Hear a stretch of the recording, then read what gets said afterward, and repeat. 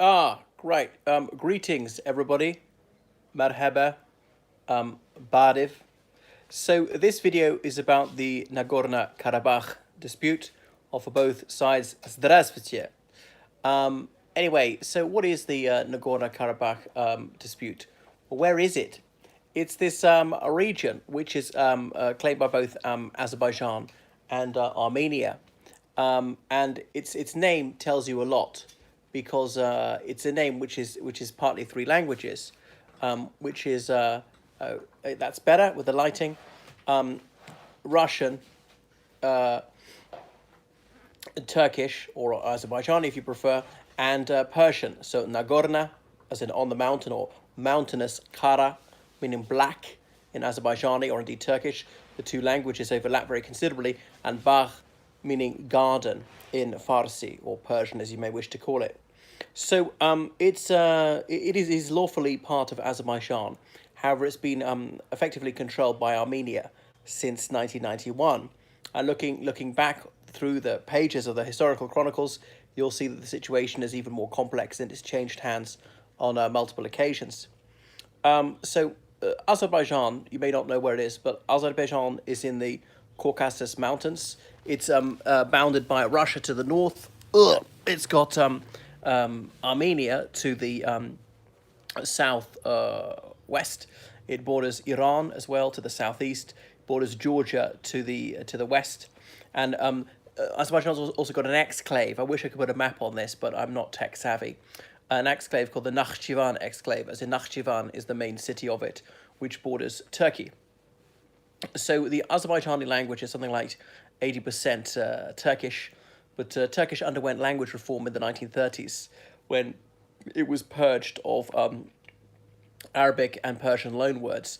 Now, Azerbaijani didn't undergo this process, so it retains many of those loanwords because it never had language purification, because at the time, Azerbaijan was a Soviet republic. Now, Azerbaijan has borrowed extensively from Russian, whereas when the Turks tried to find words to fill the gaps left by language purification, they sometimes invented their own words, or sometimes they just borrowed from French or even Italian. But not many words in Azerbaijani are sui generis, which is not to say it's not a language. So Azerbaijan, there are a number of theories about Azerbaijan's, how to put it, etymology, and one of them is land of fire in Persian. But that'd be Odlor Yurdu if it was in Azerbaijani. And indeed, their most renowned poet, Nakhchivani, Ganji, he's who actually wrote entirely in Persian. Not to say he's not Azerbaijani. Did the Azerbaijani state exist as such in the 13th century? That's dubious. I mean, look at Irish writers, Joyce and Yeats and so on. We're part of the United Kingdom for most of their lives, and they wrote in English. Doesn't mean that they weren't Irish writers. So, Azerbaijani is more or less old Turkish, but perhaps I digress. Obviously, it was written. It wasn't written in the Latin script back then, or the Cyrillic script. Time was written in the Persian script, which is related to Arabic. Anyway, so Mountain Black Garden, that's Nagorno Karabakh. So Armenia has had a long-standing cordial relationship with Russia, and to this day, the Russian Federation is their closest ally. Well, perforce, they must curry favor with the Ruskies, because Armenia is a Christian country, the first country in the world to convert to the Christian faith. And for centuries, they were surrounded by Muslim powers. They had Turkey to their west, they had Persia to their south, they had Azerbaijan to their east, and for a while, Azerbaijan was part of the Persian Empire, then briefly part of the Ottoman Empire. Ottoman Empire is basically Turkey, and all the lands controlled by the Turks. Georgia, remember, was a province of the Persian Empire for centuries. So the only Christian power in the region was Russia, and so they had to team up with them. Now, Armenia has waxed and waned like other countries, and its time has been fairly powerful, and its land area extended from the Black Sea to the Mediterranean at its zenith. So the Armenians are renowned as merchants and all over the world, but people tend to resent prosperous merchants. We've even seen an Armenian church in Singapore. So they were hemmed in by Islamic states. Anyway, what else am I going to say? So Azerbaijan was under Persian rule, and it's about the 16th century. And there were Sunni Muslims up until that point, but they've converted to Shia Islam in almost all cases. They're about 80% Shia Muslim, about 10% Sunni Muslim, about 10% people there are Christians, mostly those of Russian and Georgian descent, because there's some Azerbaijani citizens who are ethnically Russian, ethnically Georgian, or something like that. So because when they're part of the Soviet Union or prior to the Russian Empire, people of other ethnic groups moved in.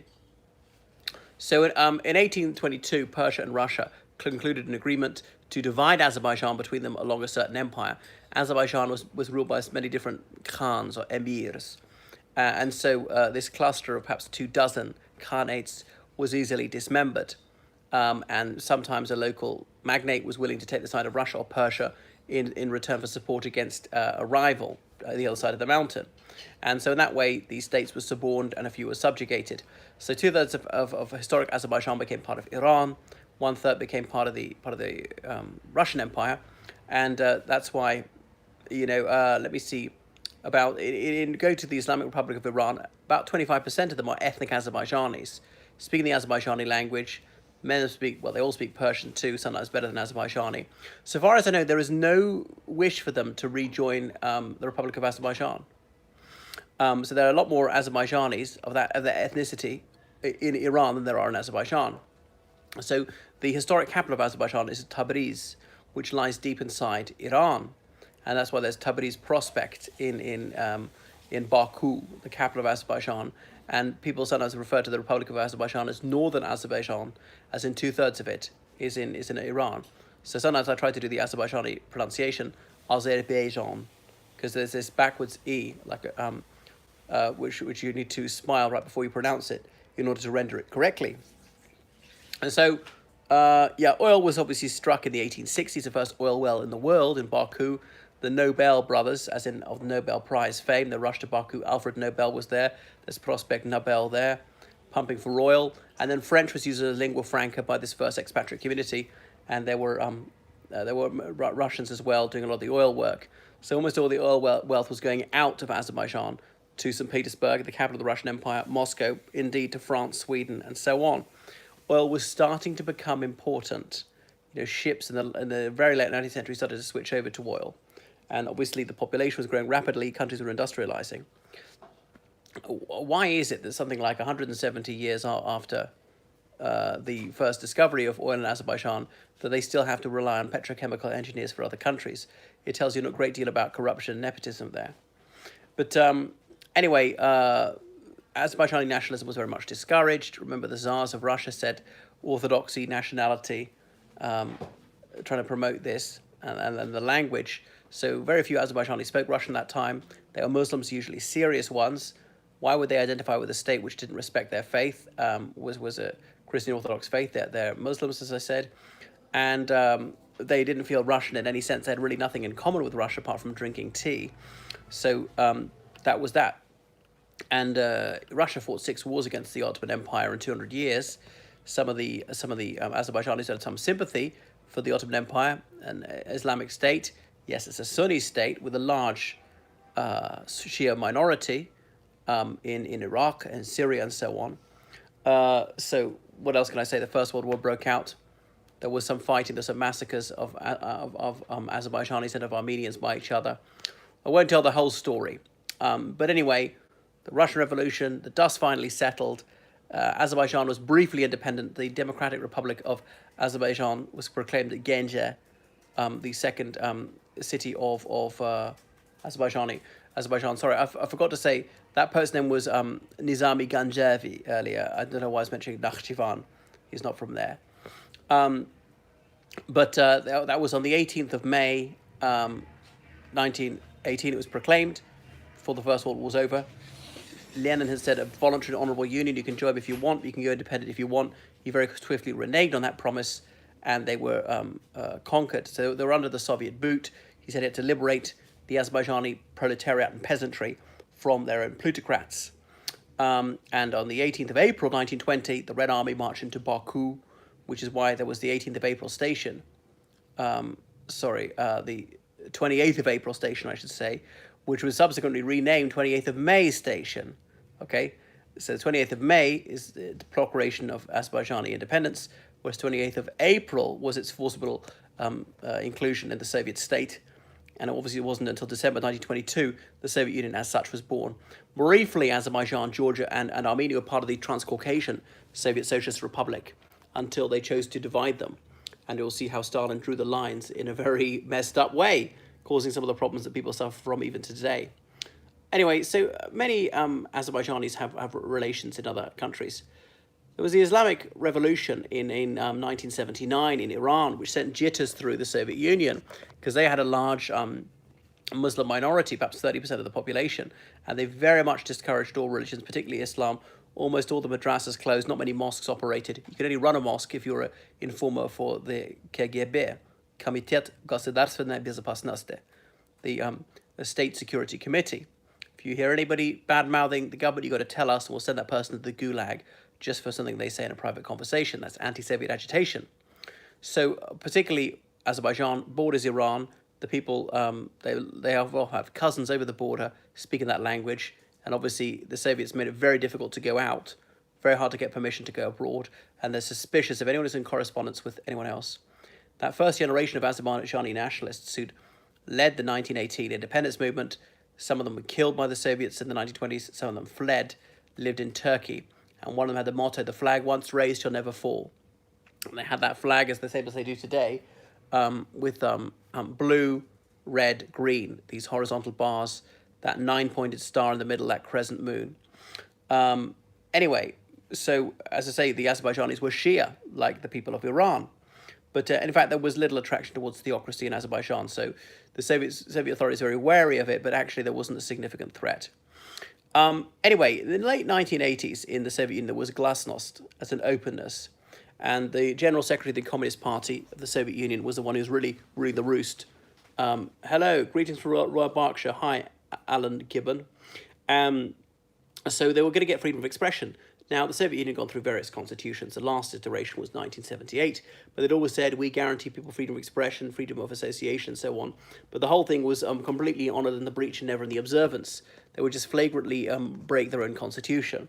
And anybody who dared even talk about peacefully achieving autonomy, not independence for Azerbaijan, was going to be flung into a prison cell.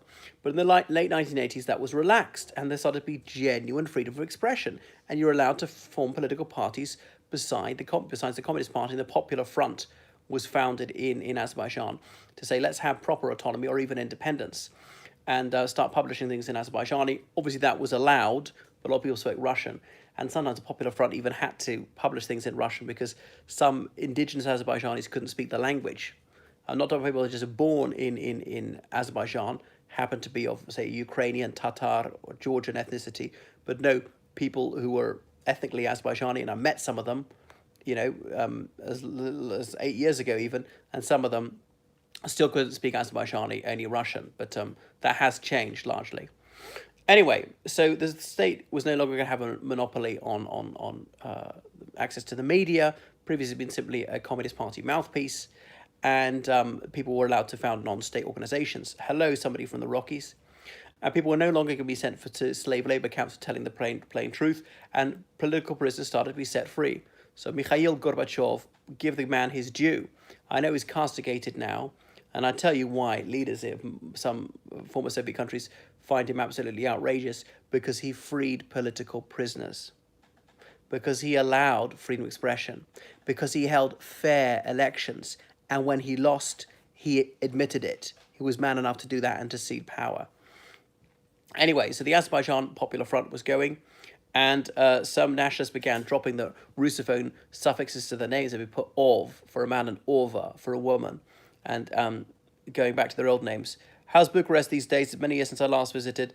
Well, it's improved a little bit. Agreed with what you said on Gorbachev. Well, many thanks. Anyway, perhaps it deserves a video of his own quite soon. The man, my goodness, he's 80-something, so he's not long for this world. But talking about how the conflict erupted then.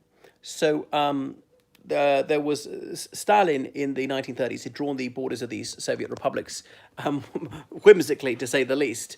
And there was this quixotic notion that it'd be a good idea to put lots of Armenians in Azerbaijan and blah, blah, blah.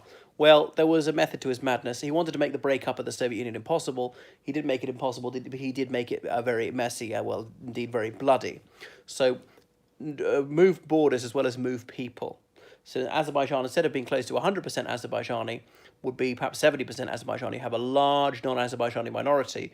None of whom would want independence is the idea. And a few Azerbaijanis would want independence, and therefore you've got a majority of people there who are against independence.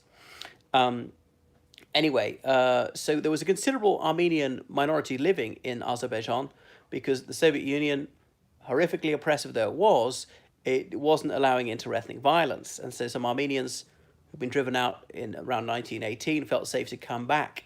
It was even intermarriage. And you weren't allowed to spread any animus against any other ethnic group. Think of Garry Kasparov, the chess champion. Kasparian is really his name. He's actually born Gary Weinstein. It's in Russian Jewish on his father's side, Armenian on his mother's side, but he eventually chose to go with a Russified version of his mother's maiden name. So he's half Armenian, like I said. But anyway, in the late 1980s, these ideas started hotting up. Should we have Azerbaijani independence? Should we have Armenian independence? And okay, for the first time in over 70 years, we can talk about it. What happened in 1918? What those horrific massacres of this ethnicity and that ethnicity. And Stepan Champania no longer needs to be adulated. He's this Armenian communist, one of the 28 commissars who helped run the Baku Soviet in 1918, when it was sort of run as a communist enclave in Azerbaijan. Later tricked onto a ship, sailed across the Caspian Sea, went ashore in Turkmenistan, and then shot dead, but buried with the highest honor in a park in the middle of Baku. He and his comrades have since been disinterred. I don't know where their bones have been scattered. Anyway, so fighting broke out in Sumgait, this town with a big chemical plant near Baku, and indeed in Baku, and dozens of people were killed. So Armenians were frightened, began to flee for their lives. They were often very pro-Soviet, believing in the unity of the Soviet Union, because always keep a hold of nurse for fear of meeting something worse. What was going to happen to them? Be butchered by the Azerbaijanis? They'd be heavily outnumbered. Armenia is a small country, it has really no natural resources, would have enemies on at least two sides of it. So at least 30% of the population in Baku was not ethnically Azerbaijani. Okay, they're Russian, Armenian, and other ethnic groups. There are plenty of Russians, Armenians, Ukrainians, whoever else in the police and the army who could step in. Baku was very atypical, was a very Russophone city back then. So, you know, Azerbaijan is more of a rural language than an urban language by that stage. So the General Secretary of the Central Committee of the Communist Party of the Soviet Union, Gorbachev, decided firm action had to be taken. January 1990, he ordered the Red Army onto the streets of Baku, restore order, and you've got to save the Armenian community from being lynched. Now, what happened next is hotly contested. The Red Army, the Soviet Army, I should say, claimed to be confronted by a hostile mob who'd manned barricades, who were lobbing bricks and Molotov cocktails at them, who opened fire on them. So the Soviet army claimed that they were obliged to open fire to defend themselves. And now members of the Azerbaijani Popular Front said it was entirely peaceful protest.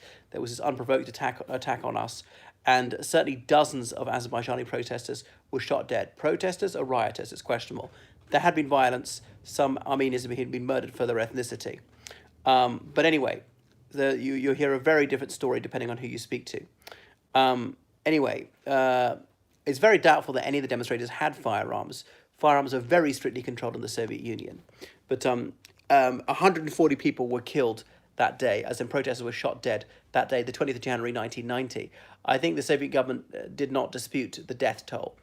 Now, a death toll was announced for the Soviet army. I can't remember the figure. It's not huge. It's about 10 or something. But no names were released. Some people say no Red Army soldiers were killed at all, but they just pretended they were to try and cover up the fact that they'd massacred so many civilians, because, of course, it was hideously embarrassing and reflected great discredit on them. Yeah, 8 of its men were killed. That was the number they came up with. So gunning down all these peaceful protesters doesn't look good. They got to make their riot narrative more credible by claiming some of their own guys were killed. So that's why the identity of the putative fatalities on the side of the Soviet army have never been confirmed. So those who were killed then, they were subsequently buried at the highest point in Baku, near the Eternal Flame. So 20th of January is a day of sorrowful remembrance every day in Baku. And let me see, it also indicates 1920 when the Armenian Dashnak came back into Baku and they killed lots of Armenian civilians, so Azerbaijani civilians. So Azerbaijan seeks to connect this to genocide prevention around the world, to the Rwandan genocide and so forth. They don't like to talk about the Armenian genocide. So anyway, there was something close to an independent investigation of what happened that day, 20th of January 1990, and they reached a conclusion that whilst there were barricades being built, there were no one had firearms. And where would you get them from? As I said, almost nobody had them outside the police or the army. So the guns were very hard to come by for anyone else. Anyway, they could only got guns if some of the army or police had defected, which is of course possible. So Gorbachev is deeply unpopular in the erstwhile USSR, apart from the Baltic states. However, in Azerbaijan, he is particularly reviled. People there were telling me he was an arsehole. They blame him for that mass slaying as well as the loss of Nagorno Karabakh. Now, up until that moment, no one had been offered the choice, do you wish to remain part of the USSR or not? So a lot of people thought, okay, the communist system is being dismantled and become a multi-party state, and a capitalist one, but we are going to remain united. But this incident really killed that chance. A lot of people started resigning from the Communist Party. So Heydar Aliyev had been in the KGB, born in 1923 in Nakhchivan, the most hick part of Azerbaijan. His childhood is a bit clouded in mystery and myth-making, but did he study in Leningrad or whatever? But anyway, he's certainly high up in the KGB, ran the KGB in Baku, well, in Azerbaijan in the 60s, and he was General Secretary of the Azerbaijani Communist Party in the 1970s, as effectively Moscow's governor there. By the 1980s, he was in the Politburo, was in Moscow. Now, he claimed to have resigned in January 1990 at sheer disgust at this massacre. Well, I think this was outright opportunism, because he's a man who joined the Soviet secret police in 1941, which had carried out so many massacres. I'm aware you spent time in Azerbaijan. Have you visited Armenia? No, I haven't actually been to Armenia. So, of course, he'd been an outspoken enemy of Azerbaijani nationalism. Don't feel stressed. The truth must come out before I wipes out for lying. Trust bro, Dukes of Wellington Regiment. I couldn't get the rest. Sometimes I don't read these things out instantly since I'm in the middle of a sentence. So he'd been a sworn enemy of Azerbaijani nationalism. Anyone who had spoken about establishing Azerbaijani nationalism was going to be arrested by his goons, often severely tortured, sent to the Gulag, occasionally executed. So it really was a bit rich for him to try and pose as this standard bearer of the independence movement. So his task had been smelling out would-be nationalists, saying they were extremists, they were fascist, they were anti-Russian and stuff like that. So that was that. He was obviously totally opposed to democracy, the one-party state. So he was just a time pleaser and an oppressor. So non-violent opponents of the state had served years of prison sentences in horrific conditions. And he had obviously advocated for far larger scale atrocities than that one which is perpetrated on the 20th of January 1990. You know, in 1987, hundreds of people shot dead by the police in Almaty. You know, Aliyev had no qualms about that, not a peep out of him about that one. Anyway, so January 1990, he returned to his native Nakhchivan, and he became the local leader, because there's a rayon, an oblast, and there will be a soviet, as in a council, be elected chairman there. And it's so remote, not many people there could speak Russian. Obviously, he spoke it flawlessly. So the hatred between the two ethnic groups was being reawakened, and I'm not saying that everybody of one ethnic group hated the other. So there was the August coup, obviously, 1991. But anyway, next thing is that autumn, both Azerbaijan and Armenia declared independence. There had already been small-scale violence, people murdered, and indeed young women raped by people of the other ethnicity. They often say rape is about power, not really about sexual gratification as such. So almost immediately, fighting started over Nagorno Karabakh. This area was about 80% ethnically Armenian.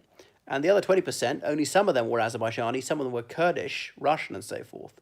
So the Armenians said, well, it's ours. And it was ours until the 1930s when Stalin assigned it to Azerbaijan, just to try and lock us into the Soviet Union.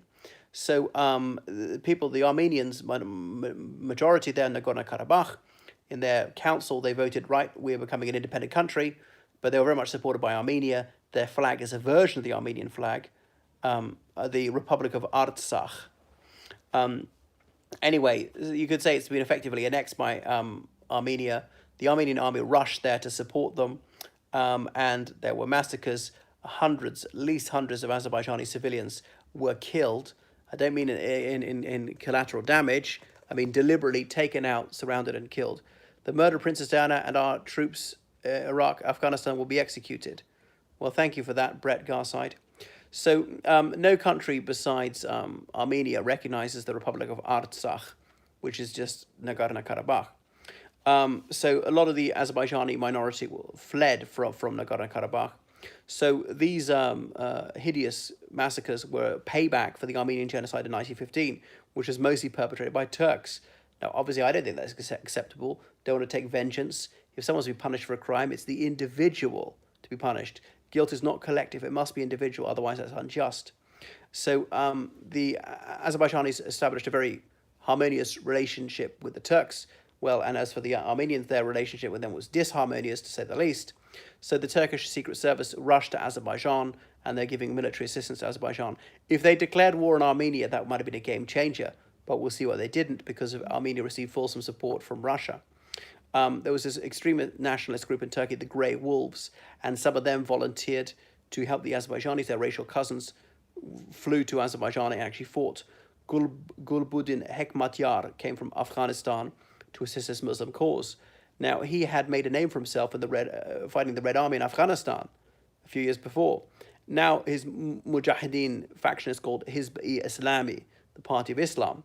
Now, ironically, they'd fought against the Soviet army, and many of these Azerbaijani comrades of theirs had been in that Soviet army fighting in Afghanistan just a couple of years earlier. It's only 2 years after the Soviet army pulled out. But this is for the cause of Islam.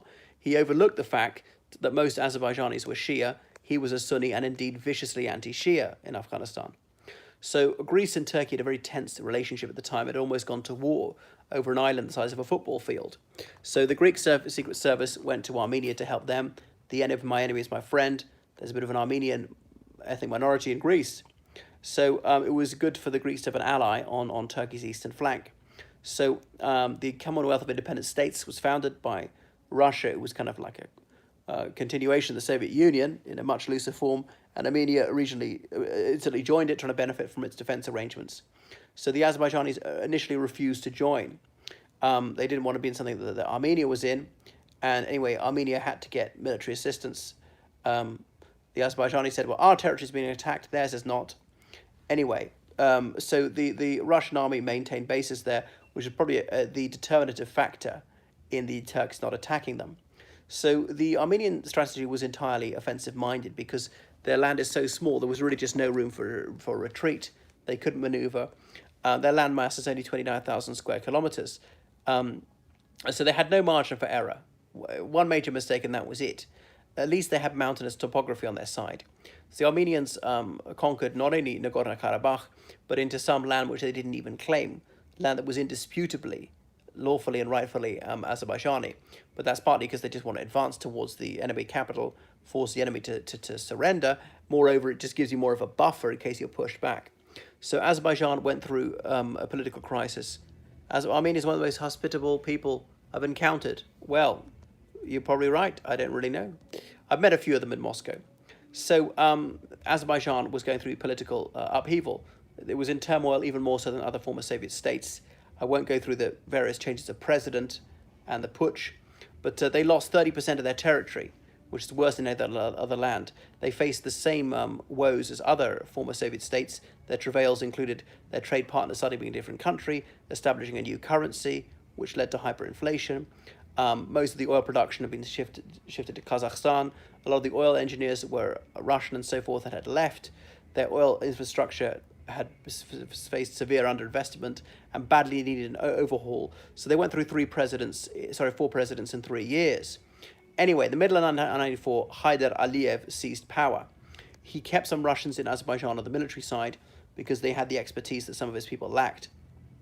Some of these Russians fought for hard cash, not really for ideological conviction or national identity, some of them just out of friendship or because they're married to Azerbaijanis and so on.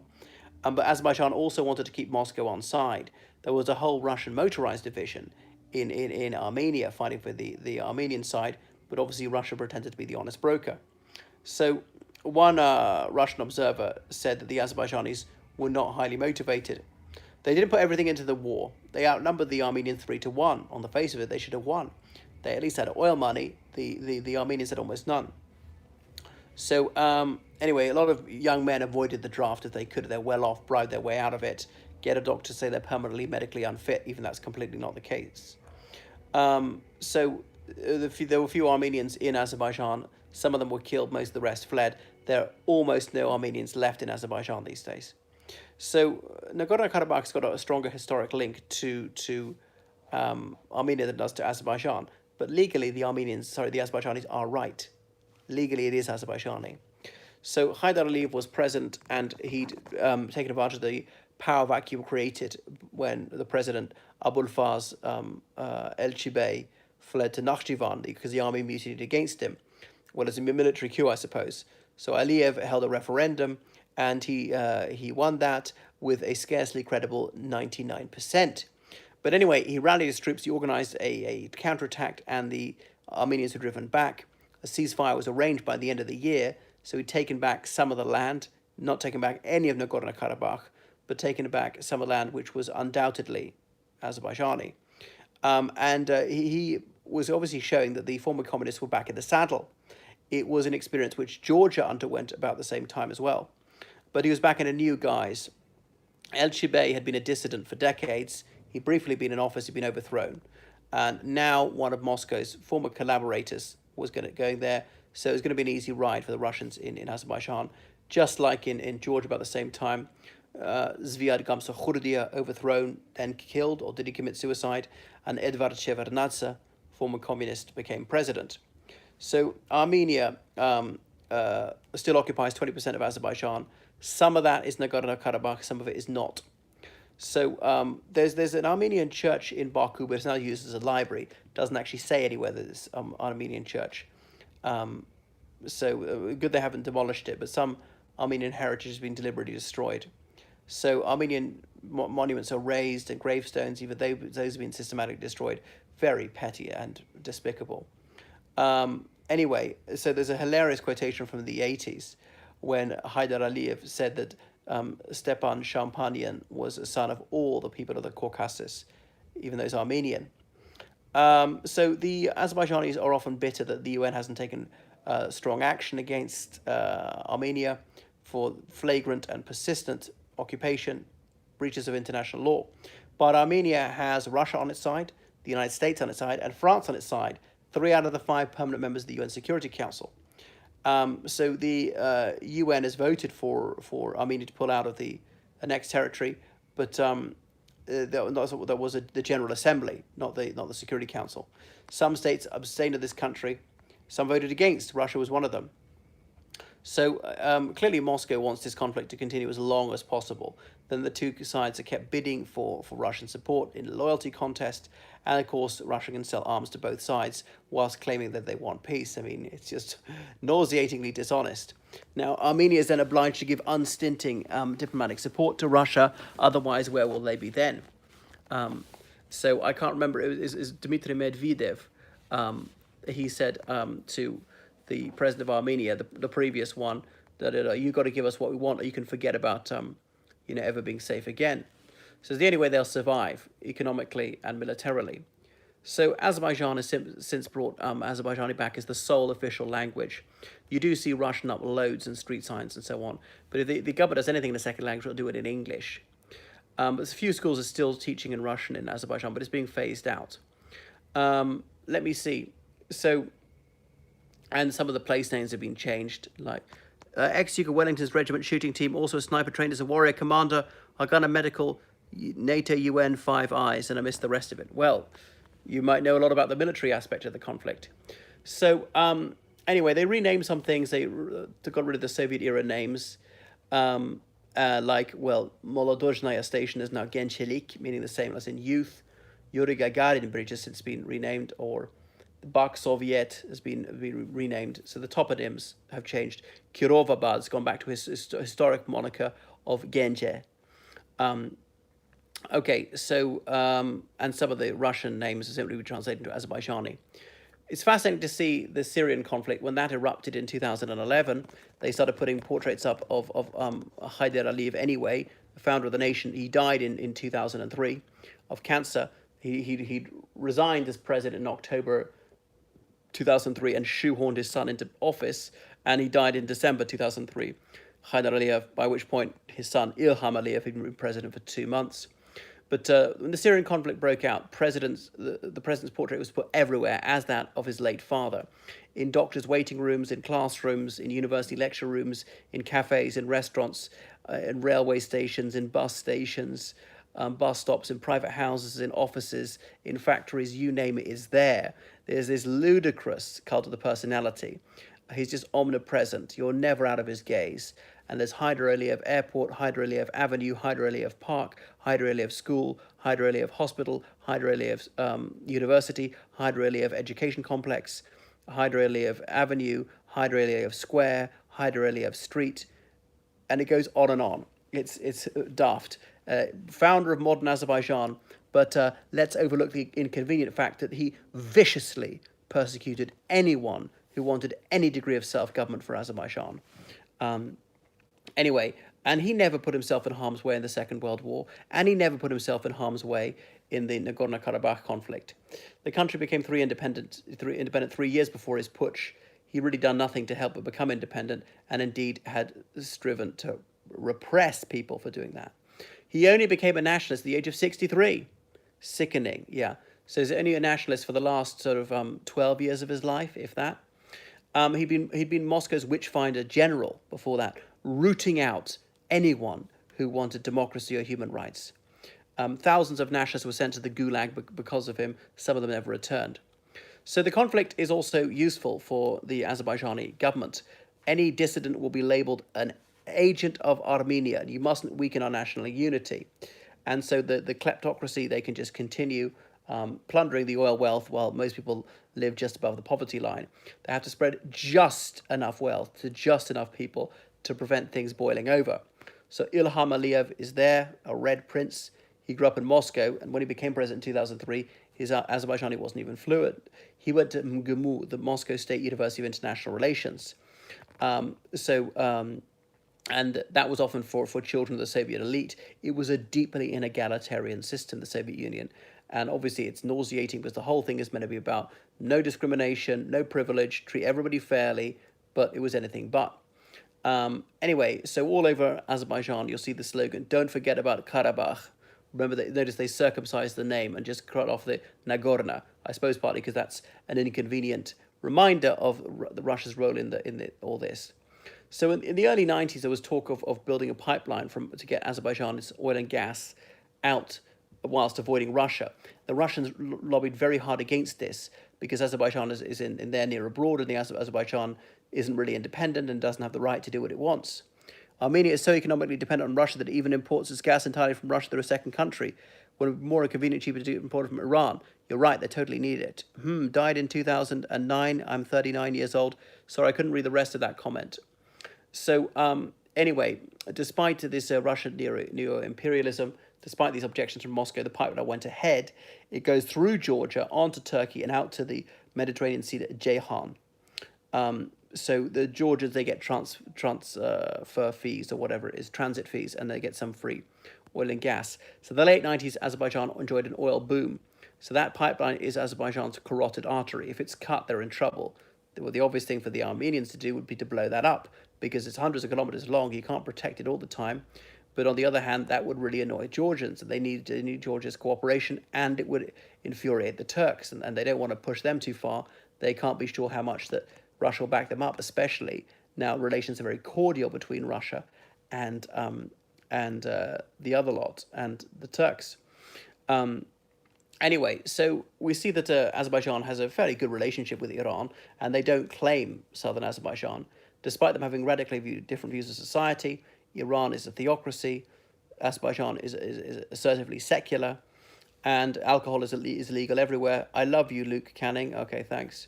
Ramadan isn't really observed. Ramadan's when they cut down the vodkas, and there are no allowances made for those who wish to fast. It's one of the most irreligious Muslim countries. In Ashura, that Shia month of mourning, as in 10th in Arabic, the 10th month. So it's not really marked by many people. You see the occasional black flag. Only a few mosques have the azan, the prayer call. You see a few headscarves. I saw like one veil ever. Abortion is available on demand and curiously completely uncontroversial. Talk about the mores of society. I mean, people can date, but they're expected to get married pretty soon, like after 6 months. So pretty traditional in that way. Family is everything. A woman must marry and have a child, even one. If she doesn't do both, she's a loser. That seems to be the common attitude. But there are nightclubs, there are a few good time girls, but they're usually not ethnic Azerbaijanis. It's a fairly big country, 10 million people. There's a bit of an urban-rural divide. There's some diversity even within that. So Friday is a working day, Sunday is not, so that's that. The government even gave land for the construction of a Catholic church. It's definitely not a Sharia state, as far from that as it could be. So one few things I respect about them. Can I share? Yes. Wow, incredible. For example, schoolgirls are not allowed to wear headscarves in school. No exceptions. So in fact, it's more strictly secular than the United Kingdom is. The UK bends over backward to accommodate Muslims. So a few Iranians have moved to Azerbaijan. Some of them are ethnic Azerbaijanis. And the commercial relationship is not exactly thriving. Anyway, a complaisant Iran is vital for Azerbaijan to be doing well. They can scarcely deal with their neighbor Armenia. They can't afford another enemy, and they can't afford to irritate Russia. So Russia can play Azerbaijan and Iran off against each other. So Azerbaijan's sort of a model for secular reformists in Iran, but I suppose they would usually like genuine democracy, not this one family rule. There's the Yeni Azerbaijan Party, as in the New Azerbaijan Party. It doesn't really have an ideology: secularism, capitalism, nationalism, blind loyalty to the Aliyev dynasty. Will there be a third dynast? There was talk that the First Lady, Mehriban, would take over, but she wouldn't. She's had so much work done, she can't express anything with her face. So Azerbaijan is fairly friendly with various Western countries. It can't join the Western camp as such, because that would irk Russia overmuch. Russia is not a great friend to Armenia, despite supplying military and equipment, and it also supplies to its enemy. Exactly. So to neutralize any advantage, if they stop buying, that'd be bad. I like your quality information, fella. Thanks, Brett Garside. So the worst thing for Moscow would be peace breaking out in the Caucasus. We can't possibly have that. Them not buying our weapons and them going off to form closer relationships with other countries. Then we will no longer be indispensable.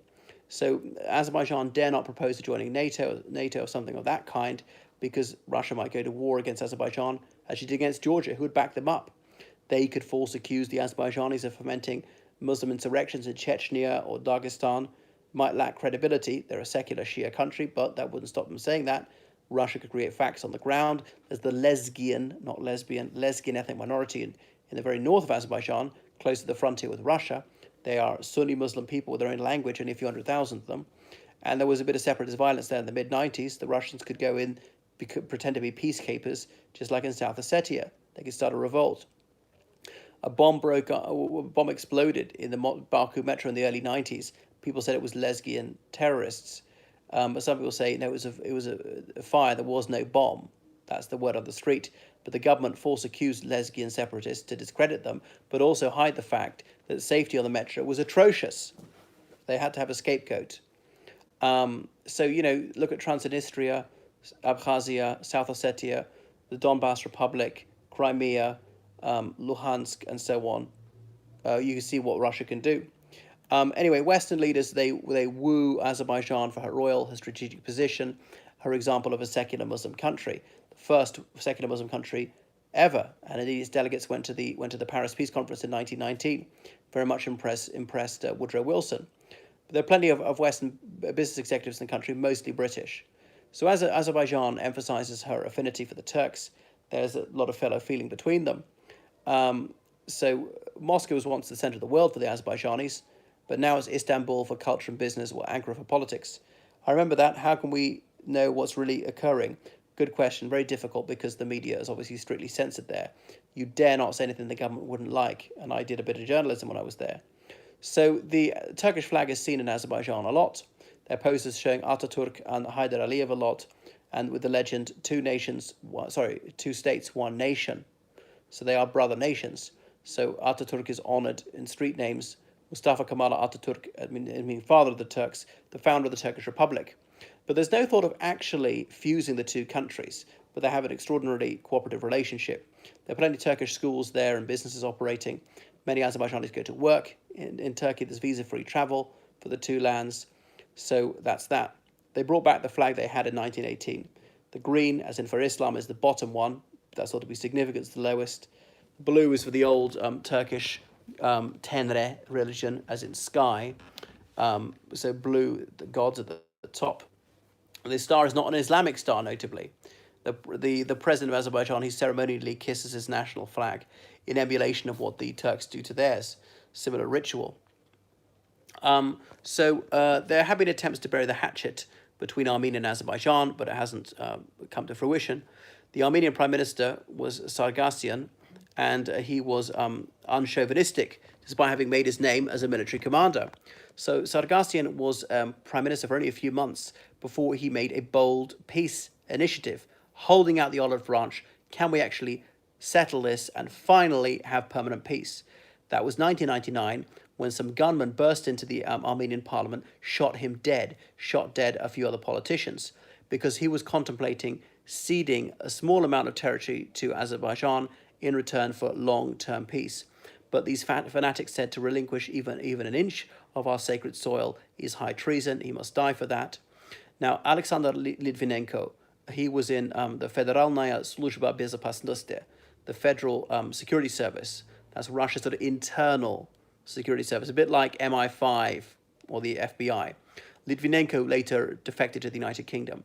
Now, Litvinenko said what happened was Armenia was genuinely seeking peace with Azerbaijan, and the negotiations were getting quite far, and Moscow simply could not allow that. Therefore, they had people shoot this guy dead. I mean, it's quite amazing that a few gunmen managed to burst into the Armenian parliament and kill the prime minister, because obviously there are armed guards there. Like other former Soviet states, security is a fixation. Litvinenko's claim is that these guys were put up to it. And a prominent Armenian priest supports that because it was to scupper peace negotiations. But however, there were some obdurate Armenian nationalists who really wanted to do it, who didn't actually need encouragement from Russia. So it might have happened anyway.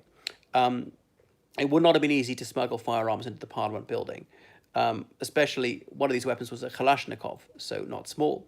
So Armenia is really a Russian satrapy, despite it having just a minuscule Russian ethnic minority. They depend on Russian largesse. There are over 1 million Armenian guest workers in Russia sending back remittances, seem set up. And there are only 3 million people in Armenia. There are at least another 3 million ethnic Armenians around the world, in France, in the United States, in Canada, and Australia, and so on. But you get to the stage where only half or a quarter Armenian, never been to Armenia, don't speak the Armenian language. But they are a very effective lobby abroad, and the Azerbaijanis don't really have that anywhere besides Turkey. Even the Turkic states of Central Asia aren't really on their side, partly because they don't want to hack off Russia over much. So the theory is that Russia wanted to torpedo any chance of a permanent solution, because that would have redounded to Russia's disadvantage. So Russia remains the regional superpower, whilst the conflict is intractable. Were there to be a solution, then Russian influence would be diminished accordingly. Therefore, Moscow must pretend to act as the honest broker. Amen, God, I wish I know today, 20 years ago. I'm so sorry. Well, good for you, Brett. So she regularly summons the presidents of these two warring countries to Moscow and saying, are you going to be good little boys now? And there'll be these meaningless platitudes about peaceful intentions, and they'll go back to fighting. It's not intense fighting. 20 or 30 people might be killed each year in fighting across the border. So they don't let it escalate too much. There are these vapid gestures of goodwill, they're formulaic, and absolutely no progress is made. If Russia wanted to tip the balance one way or another, she could, but not tip it so far that the conflict's actually won conclusively. So she could cut off weapons sales to one side or the other. Now, the Azerbaijanis could easily afford to buy them from elsewhere, whereas the Armenians would find it trickier and costlier. But anyway, other countries don't want to annoy Azerbaijan because she's somewhat powerful, certainly powerful in terms of oil. So one of the solutions would be for Armenia to trade some of the unambiguously occupied Azerbaijani land, not Nagorno Karabakh, for an equal amount of land of their own territory, and then that would allow a land bridge to connect the major part of Azerbaijan to its exclave Nakhchivan. However, this would weaken Armenia. Then they only have 3 neighbors, not 4, because at the moment they've got Iran, Azerbaijan, Turkey, and Georgia. Now, Armenia will never have wonderful relations with Turkey. There's bad blood there. Georgia is very Russian-dominated. Iran is a crucial neutral corridor for the Armenians they don't really want to lose. So they would narrow their options even more. So Armenia remains very underdeveloped, is bereft of mineral resources, and its wealthy diaspora prop it up a little bit. But this new Prime Minister Nikol Pashinyan hasn't managed to leverage them very much. So twice as many Armenians abroad as there are in Armenia. So Armenia works in close concert with Russia on lots of issues. Over 90% of Armenians consider learning Russian to be an important thing. So what keeps Armenians up at night is, what if Russia cuts them dead? You're not worth it, we're going to be thrown to the wolves. Let the Turks overrun you or something like that. If they cannot consider worth supporting and Russia dumps them, what are you going to do? So Armenia would probably try to curry favor with Christian fundamentalists in the United States, prevent this as Christians versus Muslims. And the religious right in the United States might fall for that. This would ensure more support for their country. But is the US really going to go on the war on their side? I'm not sure. So they had to prepare for the possibility that Russia might cut off assistance. So Armenia has a defense pact with Russia, buys their military equipment, military bases there, and on and on. So Russia can avoid formally coming to the aid of Armenia because, of course, Nagorno-Karabakh is actually legally part of Azerbaijan. So anyway, Azerbaijan will probably not attack Armenia proper because the Russian army's there. So the only way for Moscow to have a long-term solution would be to have an Azerbaijani president who simply takes orders from Moscow. They can revert to what they had before 1991, even if it's de facto rather than de jure. So Azerbaijan could become something like Belarus, but even Belarus and Russia have regular rows. What if there was a president in Azerbaijan who said, you can even station troops here? Now, they would like that. Now, Azerbaijan is too foreign, is too proud, and too large to push around. Oil prices are fairly high. They're going to stay that way. But she's not as rich as she was. Almost all her exports are from oil and gas. That goes to the minuscule elite who offshore their wealth because they have no faith in their institutions. It could all be confiscated, and they really don't invest in their country. They don't diversify. As a constant mantra from the government, diversify the economy, and they're doing almost nothing about it. So, and in a sense, Azerbaijan is feebler vis-a-vis Russia than before, despite Azerbaijan's population growing a little bit. So if there are low oil prices, that make it things life easier for Armenia. So relations between Armenia and Turkey are not as bad as they were. There are some Armenians who are working there. But the bad blood between Armenia and Azerbaijan is severe. They haven't had diplomatic relations since the 1990s. They're both members of the Commonwealth of Independent States now.